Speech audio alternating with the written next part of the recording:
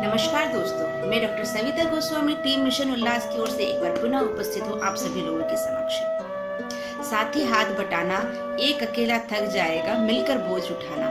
आज की जो कहानी मैं लेकर के आई हूँ यह इन्हीं शब्दों पर आधारित है। एक समय की बात है, एक छोटी सी चिड़िया थी। वह समुद्र में से अपनी चोंच में पानी भर भर करके और बाहर जमीन पर डाल रही थी। ये दृश्य देख करके दूसरा पक्षी वहां पे आया और उसने उससे पूछा कि ये क्या कर रही हो तुम? इतनी छोटी सी हो, इसमें चोंच में पानी भर भर के बाहर क्यों डाल रही हो? तो उसने उसको जवाब दिया कि ये जो समुद्र है इसने मुझसे मेरे बच्चे छीन लिए हैं। मैं अपने उन बच्चों को वापस लेकर के रहूंगी, नहीं तो मैं इस समुद्र को सुखा दूंगी। उसकी ये बात सुनकर के दूसरा पक्षी हंसा और उसने उसको बोला कि तुम इतनी छोटी सी हो और समुद्र इतना विशाल है, तुम भले सारी जिंदगी भी लगी रहोगी तब भी तुम समुद्र को सुखा नहीं सकती। तब पहली चिड़िया ने बड़े ही सरल स्वभाव से उसने जवाब दिया कि सलाह नहीं, साथ चाहिए। यदि तुम मेरा साथ दे सकते हो तो आगे आओ, नहीं तो तुम चले जाओ यहाँ से। उसे उसकी बात काफी अच्छी लगी और उसने उसको साथ देने का निर्णय लिया। दोनों चोंच में पानी भर भर करके बाहर डालने लगे। यह दृश्य देख करके हजारों की संख्या में वहां पे पक्षी वहां पे आने लगे और सब लोगों को यही जवाब मिलता गया और सब उनका साथ देते रहे। यह दृश्य ऊपर से गरुड़ जी भी देख रहे थे, जो कि भगवान विष्णु के वाहन है।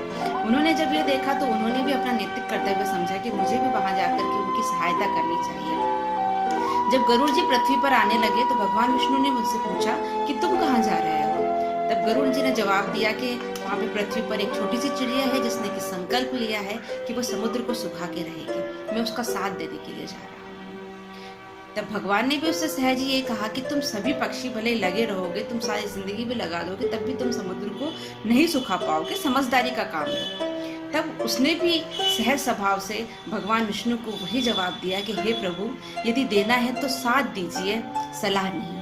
भगवान विष्णु को बात बहुत अच्छी लगी और वो भी गरुड़ जी के साथ में पृथ्वी पर आ गए। जब उन्हें देखा तो समुद्र डर गया, क्योंकि भगवान विष्णु तो उन्हें सुखा ही सकते थे, भले पक्षी नहीं सुखा सकते थे, लेकिन भगवान विष्णु के अंदर तो इतना सामर्थ्य था जो समुद्र का पानी सुखा सकते थे। समुद्र ने डर करके उस चिड़िया के बच्चे उसे वापस कर दिया। तो आज का जो हमारा कोरोना काल चल रहा है, इसमें भी यही चीजें हो रही है। हम कभी सरकार को दोष देते हैं, सरकार की कमियां निकालते हैं, प्रशासन की कमियां निकालते हैं, एक दूसरे की कमियां निकालते हैं, लेकिन हम अपने लेवल पे क्या सहयोग दे सकते हैं इसके ऊपर हम विचार नहीं करते हैं। हम सभी लोगों को संकल्प लेना होगा कि भले चोंच भर सही, लेकिन एक सेवा का कार्य हर एक दिन में हम सभी लोग मिल करके करें।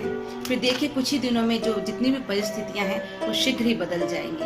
हम सभी लोग और कुछ न कर सके तो कम से कम कोरोना गाइडलाइन का पालन तो कर सकते हैं। घर पे रहें और सुरक्षित रहें, क्योंकि जब साथ देगा सारा इंडिया तो फिर से मुस्कुराएगा इंडिया। नमस्कार।